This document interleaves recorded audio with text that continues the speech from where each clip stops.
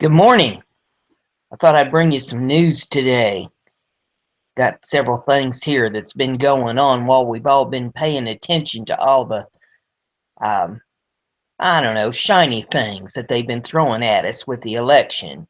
Look here at what's going on with Trump, and look here what's going on with Hillary and WikiLeaks and all such as that. And in the meantime, things have been going on right here under our nose. So we've been ignoring it and paying attention to the election. So let me show you what I got here. The first one that I have is off of the newamerican.com, and it says local police using CIA funded software to track all citizens' social media posts. Local police departments are using software developed by a CIA funded company to monitor citizens' social media posts and their physical locations in real time, 24 hours a day. Stories from across the country have revealed that several local law enforcement agencies in Seattle, Chicago, Philadelphia, and Oakland, among others, and corporations, the Mall of America and McDonald's, have purchased surveillance software from a company called Geopedia.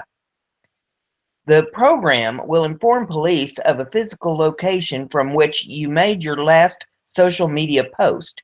It will provide the content of your posts too.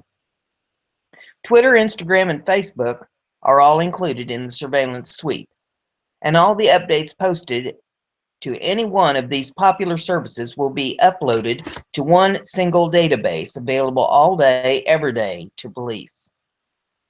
Geopedia's pamphlet promoting the service touts their intelligence platform's ability to provide targeted surveillance and perpetual monitoring of social media posts. Literature produced by Geopedia also promotes its software ability to track large crowds, including protests, athletic events, and natural disasters.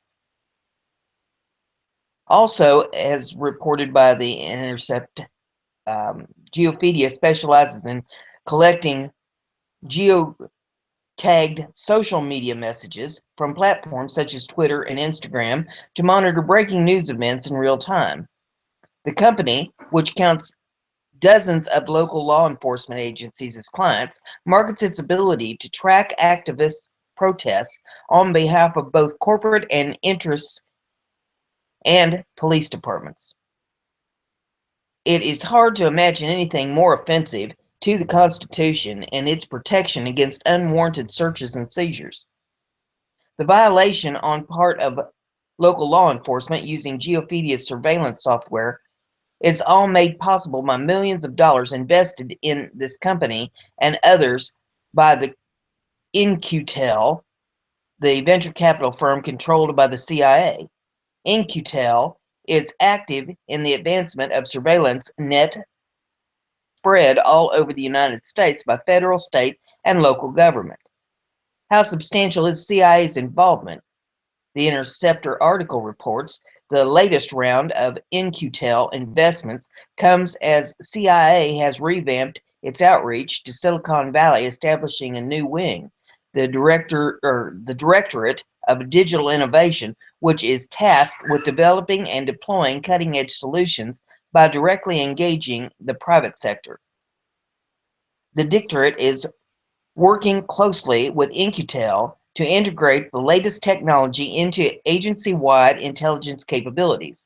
Furthermore, over the last decade, In-Q-Tel has made a number of public investments in companies that specialize in scanning large sets of online data. In 2009, the fund partnered with Visible Technologies, which specializes in reputation management over the internet by identifying the influence of positive and negative authors on a range of platforms for a given subject.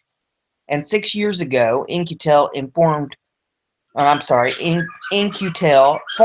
partnerships with NetBased, another social media analyst firm that touts its ability to scan billions of sources in public and private online information, and Recorded Future, a firm that monitors the web to predict events in the future. That's not even the tip of the iceberg. However, as in as In-Q-Tel is the money behind the police's program of locating Americans storing guns and ammunition as well.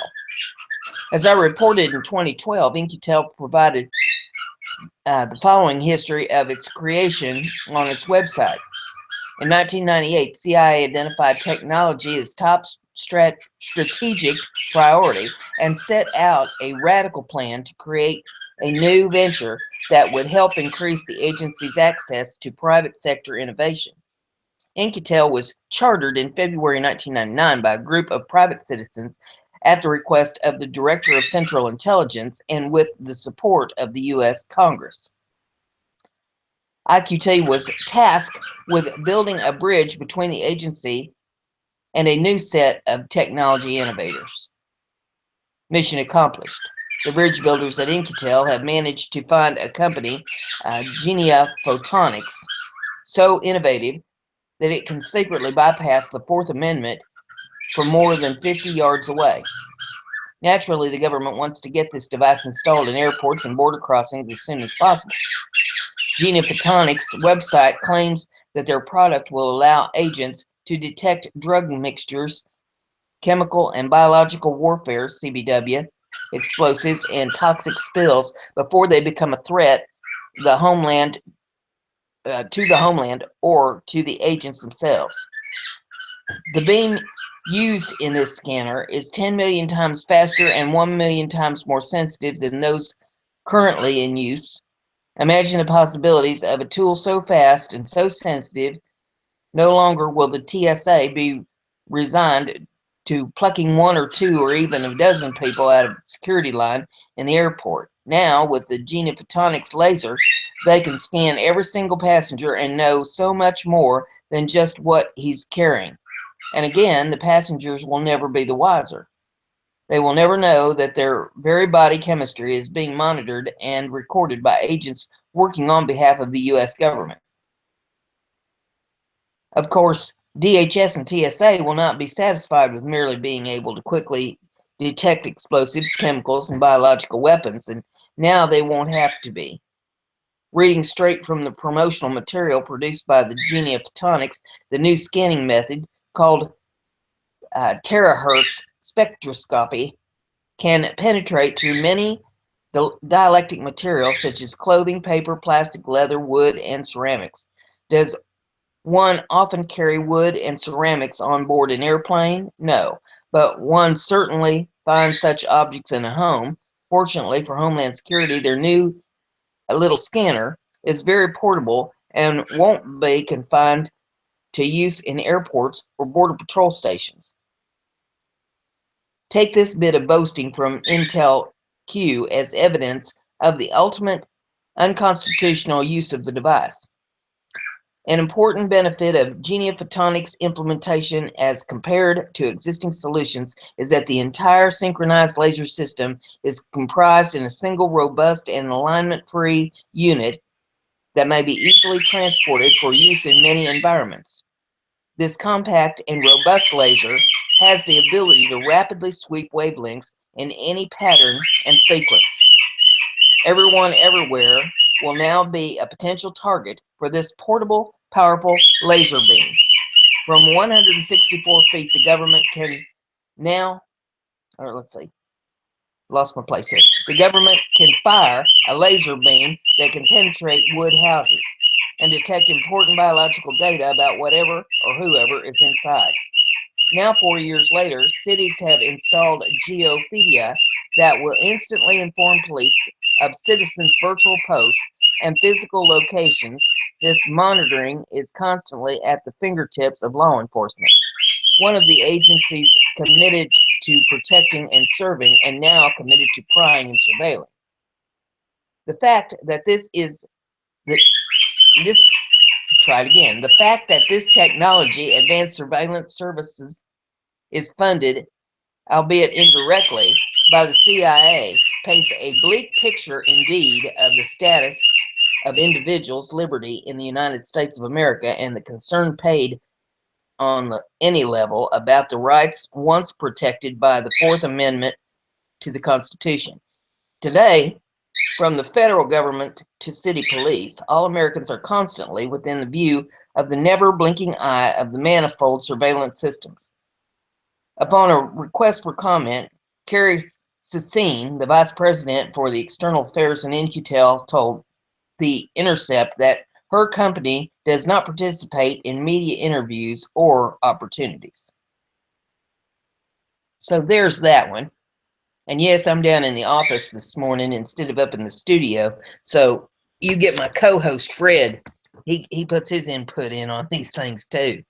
The next one we have is off of the commonsenseshow.com. It says the UN is posting, or I'm sorry, the UN is positioning to control U.S. water supplies. Millions of children under 5 die every day, or every year, I'm sorry. Millions of children under 5 die every year due to toxic, germ-infested, unsafe drinking water. This means that almost 4 babies a minute die from lack of water, according to UN Water's estimations. In 2015, World Water Report released on the eve of World Water Day, the UN said that 768 million people do not have adequate access to water. 2.5 billion do not have access to improved sanitation. Among the deprived are a significant number of people in Detroit, and this will soon spread across the nation. It would seem that the problem of third world are being visited upon Detroit and soon the rest of the country. Obama refused to bail out the people of Detroit so the UN could begin to control the water. Obama has taken American taxpayer funds to bail out the privately owned General Motors. Obama has helped himself to the same pot of money and has devastated this country by bailing out key Wall Street businesses such as Goldman Sachs. However, when it comes to helping 700,000 residents of Detroit, they are not worthy of an Obama bailout, even when their health and their very lives are being put in danger by severe third world economic conditions that are currently present in Detroit. Detroit is still trying to come to grips with its newly founded Chapter 9 bankruptcy plan that includes significant loss of pension benefits for retired city employees. However, the most devastating part of Detroit's financial crisis may not be the loss of pension benefits. It's the access to clean drinking water. Today, Detroit is a city in which nearly 50% of the residents have no access to clean drinking water. Yes, that's correct. Nearly half of the residents in Detroit cannot obtain clean water, and this has become a serious life crisis. Detroit Water and Sewage Department, the DWSD, announced it would send shutoff notices to customers with balances of more than $150 past due or who are more than 60 days behind in their water payments. The department has stated that nearly 50% of Detroit's 324,000 water bills are overdue. Already, 4,500 accounts have had their water shut off by the DWSD. This is a looming health crisis of epic proportions. Obama's refusal to involve himself in helping the people of Detroit is such a stark contradiction of his constitutionally mandated priorities, is yet another example of Obama's treason quotient. Both history and current events demonstrate that the more debt a country acquires, the more at risk that country has with regard to losing control over its infrastructure and, in particular, its water supplies to private interests. Beware of the UN Trojan horse. Beware of the UN Trojan horse, as the UN solution to this crisis is a case of the cure being worse than the illness.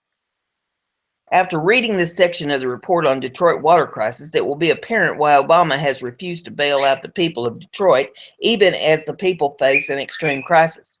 Clearly, when Obama failed to bail out Detroit, Obama was waiting for the United Nations to interject themselves into Detroit, and recently, this is exactly what's happened. Right on cue, the United Nations has promised to intervene in Detroit's water crisis. The UN's High Commission on Human Rights, a special rapporteur on safe water and sanitation, Katrina D.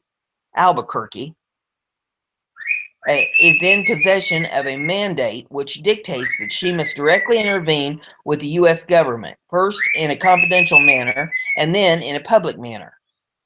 This is a case of problem, reaction, and solution. What do countries do when they're being strangled by debt? The answer is simple. The United Nations asserts its authority to intervene in the name of human rights, and then they bring their corporate partners for fun and profit. On the UN's website, they fully admit to resorting to facilitating corporate involvement when there is a water crisis. As America's aging infrastructure falls further into despair, and this administration has done nothing to mitigate the damage, the various levels of government will be forced to borrow more money in order to keep its water supplies safe. This has been done before, and the results were devastating to the country borrowing money. Examples of UN's NGO involvement in previous water crises. Bolivia in 2000 is the poster child for what happens to a country when it lets the UN and its partner, the World Bank, has when it can convince governmental leaders to borrow money to fix its water issues. The Bolivian case in point is exemplified by the fact that the country borrowed money from the predatory World Bank in order to fix its water issues. The World Bank brought in Bechtel Corporation to fix Bolivia's water issues. However, Bolivia predictably defaulted on its World Bank loan obligations, and their water supplies went into receivership as prices skyrocketed by 400%. Further, the Bolivians lost the right to trap rainwater and refuse or reuse irrigation water. The exact scheme is also underway in Lima, Peru, where the typically poor family pays private vendors up to $3 per cubic meter to collect contaminated water in buckets, while the elite pay 30 cents per cubic meter for treated water that pours out of taps in their homes. Also in India, some families spend a quarter of their income on water. Debt manipulation, for the ultimate purpose of controlling water, is not just in play in the third world. Very soon, America's crushing debt load, combined with a quickly declining water infrastructure, will lead officials in the U.S. to acquiesce. Is this why we're seeing UN vehicles in every part of the country? The derivative debt has paralyzed the economics of Europe and the United States. Debt default, followed by the banker bailouts, will lead to private entities controlling our essential resources. How long will it be until the globalists have to bail out the American economy while we continue on our trek towards unsustainable debt? When America's economy falters, the bankers, armed with their central bank printing presses, will come to the rescue. The price for their intervention, judging by what happened in Bolivia, will be the total control over our infrastructure. Collecting rainwater and purifying stream water to drink have already become illegal acts.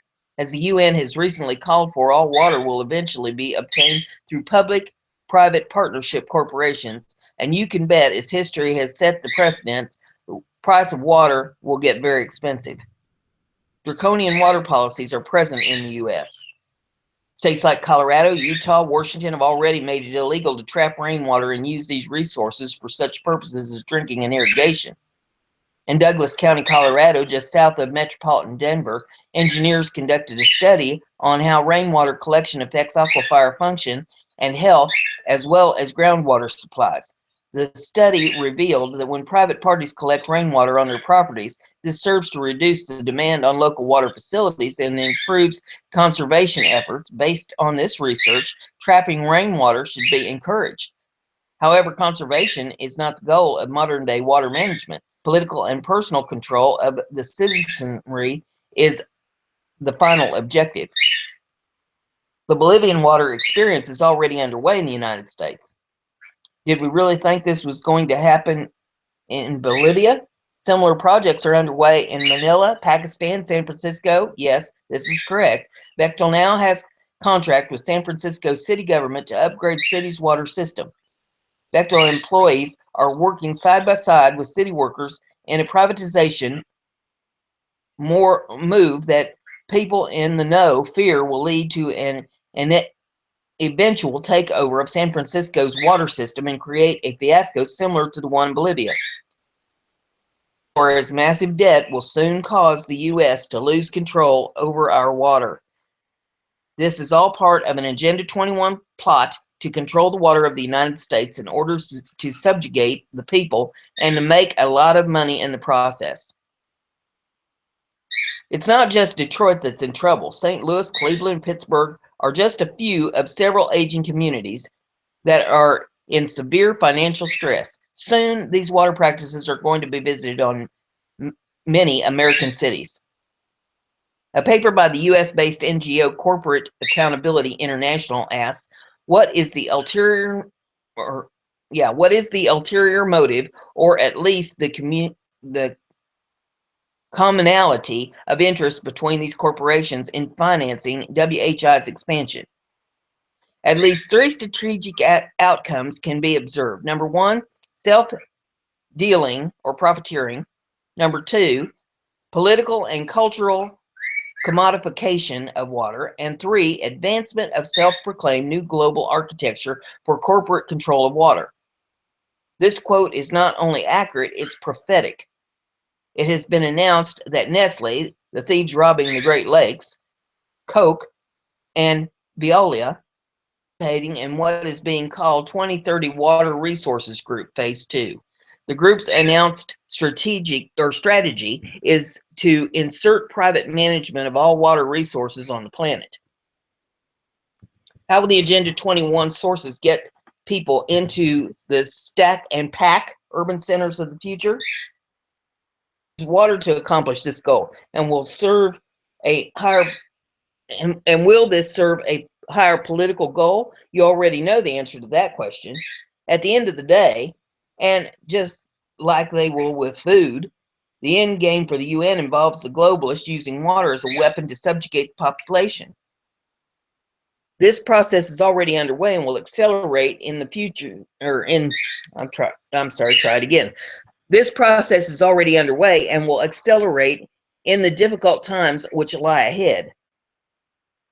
And we did not even mention the source California are on the verge of being driven from the state in an artificially controlled drought. And do you know who's setting the water policy in California? It's the UN, and it's called Agenda 21. The next article that I have for you is off of constitutionrising.com. And it says, UN globalists dictate new air conditioning refrigeration cuts worldwide. The population of the world, what the globalist oligarchs chose to think of as insignificant peasant rabble of human-like parasites in need of extermination, is being regulated into submission and control under the false religion of dirt and water worship, the climate hoax. The ruling class of the illegitimate world government at the UN is continuing with their successful implementation of dictates in the name of false common good. They make declarations that they force on the rest of us to live under, while they enjoy diplomatic immunity from such things as law and regulations. It's like an international collection of Hillary Clinton clones, free to tell others how to live while doing as they damn well please. On Saturday, the next step in the march towards the climate gulag was taken. Over 170 countries agreed to limit air conditioning and refrigeration. Peasants don't need to be comfortable or have unspoiled food, not when sweating is free and there's plentiful supply of delicious insects. It's for our own good, the grown-ups tell us, to save us all from climate Kong, that invisible monster that's somehow going to show up with a vengeance somewhere. Fortunately for the elites, the sacrifice on the part of the insignificant peasants should be just enough to save our miserable futures. They can exempt themselves with clear conscience. The self-righteous world, try this again. The self-righteous world asses just wrapped up a meeting in Kigali, Rwanda, in what was likely an air-conditioned building. The temperatures was to rise into the 80s, and we all remember how a scorcher of a day like that was enough to send the delicate, fragile little flower Hillary Clinton bobbing face first for a mouthful of curb and asphalt. Her fellow elites shouldn't be expected to risk the consequences of their own dictates. Our masters have decided to limit HFCs hydrofluorocarbons, the emissions from air conditioners and refrigerators. The same junk science that's being used to kill American energy in the pursuit of UN Agenda 2030 is being applied to HFCs to achieve insignificant and arbitrary reduction in global temperatures. It's an argument the controllers can't lose in a game of imagine what the planet temperature would have been if the heroic egomaniacs hadn't stepped in when they did. According to the globalist-friendly Time, HFCs are far less insignificant contributor to climate change than the aggregate emissions of other greenhouse gases like carbon dioxide and methane. But HFCs are thousands of times more potent than carbon dioxide on a pound-per-pound basis, making them an obvious target for international efforts to combat climate change. So, although they are insignificant, they're being treated as if they were more prevalent, based upon a pound-for-pound justification.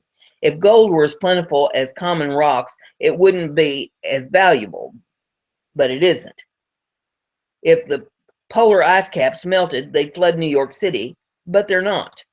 If a meteor struck the Earth, we'd be all wiped out. Basic policies on the farthest reaches of what if is stupid and dangerous proposition. According to their nonsense, also known as carry logic, air conditioners and refrigeration are a greater threat than ISIS. As usual, the Americans will be targeted first.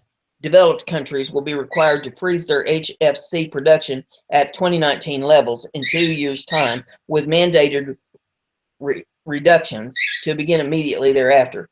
The other developed countries like China, Brazil, and 100 more, the ones with non-suicidal governments, will be able to watch as we swelter and suffer from food shortages and spoilages. They have a timetable that kicks in 5 years later and will likely be extended. India, Pakistan, and the Gulf states are required to begin depriving their citizens in 2024. We can see where this is going, and it leads straight towards the purchase of the same type of credits, cooling credits, that the UN just instituted for energy in the form of carbon credits. Basically, this is the creation of a revenue stream and control mechanism for the globalists to insert themselves with the authority of international law into the affairs of sovereign or formerly sovereign nations. Instead of 2019 start date for all of the United States, we should implement an immediate ban on all air conditioning in UN properties and vehicles, enforced by the NYPD and state agencies. Air conditioning systems can be locked into the fan position and the cooling position made inoperable. The same would hold true for diplomatic vehicles. Any food service that involves refrigeration should also immediately be shut down within the United Nations. They can eat Twinkies. Let's let these arrogant hypocrites feel what it's like to cope with their own oppressive dictates. If nothing else, we'd be rid of the UN for good, and that can't be a bad thing, as they would surely immediately move to India or one other nations with 2014 start date. Being subject to their own dictates might even give the UN pause to reconsider the benefit of tyranny. They might even rescind their order. And there's a video in this of John Kerry, and it's titled, "Countries Reach Landmark Deal to Limit Global Warming." More than 170 countries agreed early Saturday morning to limit the emissions. So if you want to see that, you can look at the article. All of these URLs are in the description of my video. The next one that we have here is off of Fox 61. Judge dismisses lawsuit by families of Newtown victims against Remington Arms. A judge officially dismissed lawsuit against the maker of one of the guns used in Sandy Hook tragedy on Friday. The families of 9 children and adults killed at the Newtown school and teacher that survived sued Remington Arms, the parent company of Bushmaster Firearms, maker of the AR-15. They claimed the company knew the rifle was meant for the military and is too dangerous to sell to civilians. The judge said in his ruling on Friday, federal laws shield gun manufacturers from most lawsuits over criminal use of their product, agreeing with Remington's argument. Superior Court Judge Barbara Belize on Friday granted a motion by Madison, North Carolina-based Remington Arms to strike the lawsuit, citing the protection of Lawful Commerce in Arms Act passed by Congress in 2005 that protected gun makers from such lawsuits. The family's lawyers said their lawsuit was allowed under an exception to the act, but Belize disagreed. And there's a link you can click on to read the full ruling if you'd like to read that. The plaintiff claimed Remington was just as culpable as the distributor or dealer because it was their choice to entrust America's most notorious killing machine to the public, despite its association with mounting mass murders of civilians, said Josh Koskoff, one of the family's lawyers. Koskoff said Friday the families will appeal the decision. While the families are obviously disappointed with the judge's decision, this is not the end of the fight. We will appeal this decision immediately and continue our work to help prevent the next Sandy Hook from happening. Governor Dan Malloy released this statement on Friday. While today is a deeply disappointing day for the families, their appeal will continue this fight for justice. As I have stated before, the laws providing unique protections to gun manufacturers need to be changed to give crime victims a right to pursue legal remedies. Senators Richard Blumenthal and Chris Murphy and Representative Elizabeth Esty, all major gun control proponents, released this statement. Protection of Lawful Commerce in Arms Act denies victims of gun violence their fair day in court.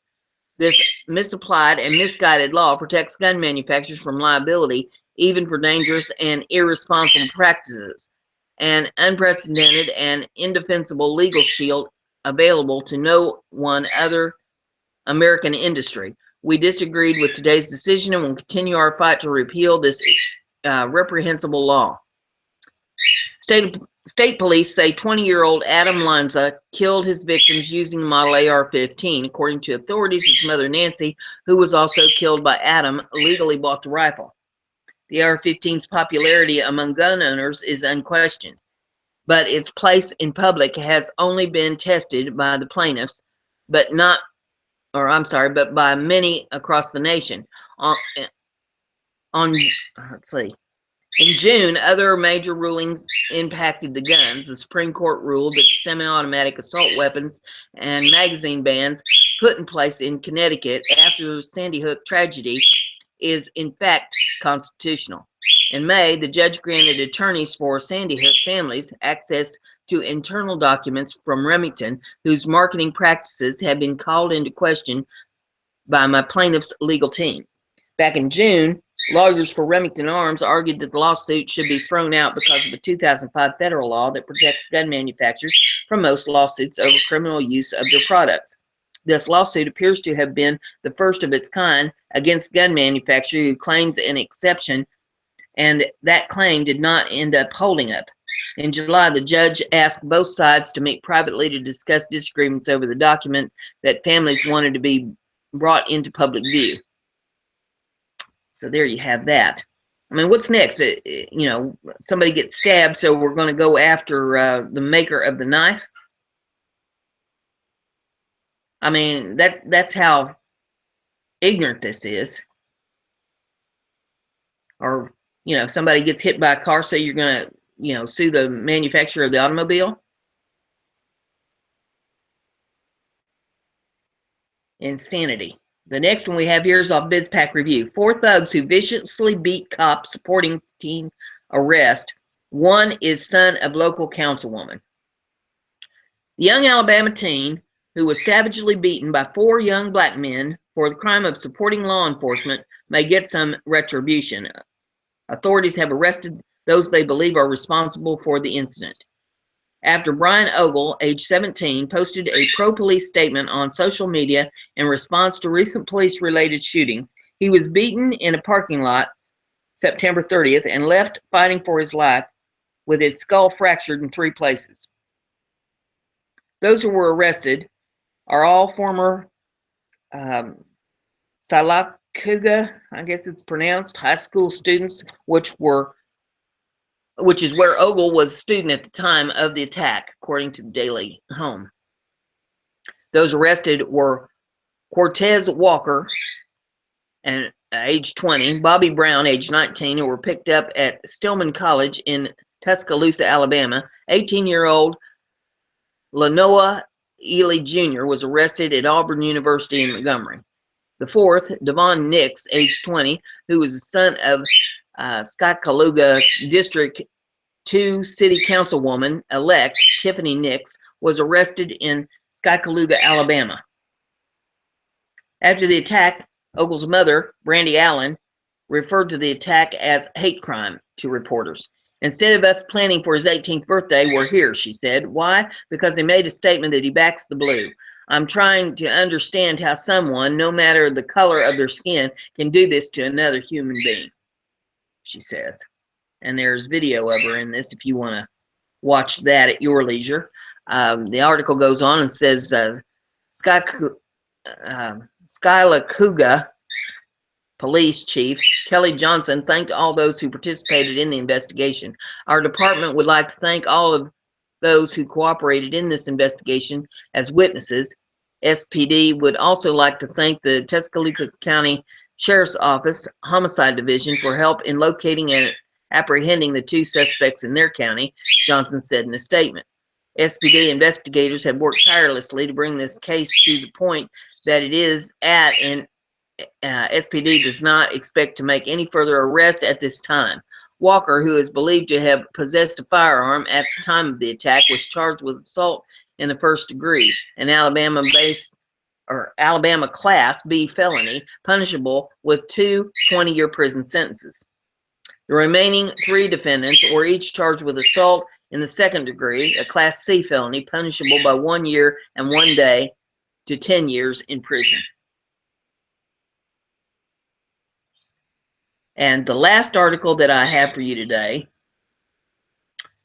is off of Controversial Times. And it's a rather shocking and enlightening article. This veteran thought he bought his family's dream home. Now his neighbors are suing him. And there's a video in this if you would like to watch that at your leisure. But I'm going to read the article to you. It says, Danny Shedd was in the service for 12 years. He toured in both Iraq and Afghanistan, and after retiring, he and his family decided to settle down in a rural corner of America's heartland. The house they bought in Big Cabin, Oklahoma seemed perfect for the Sheds. There's only one problem. After buying the house and moving in, the neighbors claimed the land the house is on actually belongs to them. And the surveyor agrees. And now Danny Shedd is having to fight for what he paid for in court. The house was sold legally. The Sheds did the necessary inspections and appraisals. They even paid cash for the house, $172,425. Yet when they moved in, the Sheds noticed the neighbors' cows were coming on their land. So Shedd called a surveyor to come in and define the property lines so he could build a proper fence to keep out the livestock. The surveyor came back with some odd news. The plot the Sheds had bought was actually 10 acres of woods close, but not adjoining the property they were living in. Their names were not on the deed to the house. Instead, the land legally belongs to the neighbors. The Sheds aren't sure when the error was first made, though the house was built and even foreclosed on and then resold, all without the error being discovered. And it is believed to be actual clerical error. The neighbors now claim ownership of the land meant to deed the parcel to their own children. This was those children that went into foreclosure. No one from the bank or any inspectors actually came out to confirm that the parcel identified on the original map was the one that had been built on. Now, after the mistake has been identified, the neighbors have come out on top. They have a new house, and what the Sheds legally purchased is not suitable for building, not to mention way overpriced. All this seems like simple misunderstanding that should have been easy to fix. It hasn't been. When the Sheds refused to move out, the neighbors sued, and it looked like it's far from over.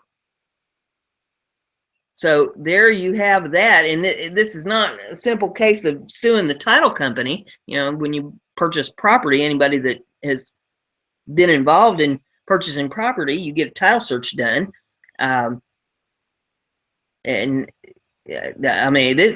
because it's foreclosed property, that that doesn't apply. And oh man, I tell you, this this is a nightmare of errors. So if you want to watch this, and the guy's begging for help, if anybody has any ideas on how to help him, watch his video and give him some input. Maybe maybe somebody watching this will have a clue on as to how to help this guy. This is just amazing. Things that's been going on while we've been watching the election and watching the debates and all that. I mean, it's important to watch that, but don't neglect the other things that's going on. They're going to take our water rights away from us. They're watching every move we make, everywhere we go, which is a violation of our constitutional rights. That they're trying to remove our guns from us at every turn. I mean, we all know at this point that Sandy Hook was a false flag that was put on just so that they could go after our gun rights. Everything they can do to try to go after our gun rights, they're going to do. So don't just be blinded by what's going on in one respect. You have to pay attention to all of it. It's a big picture here. So with that, I'm going to turn you loose for the day. I hope you have a great one. Bye.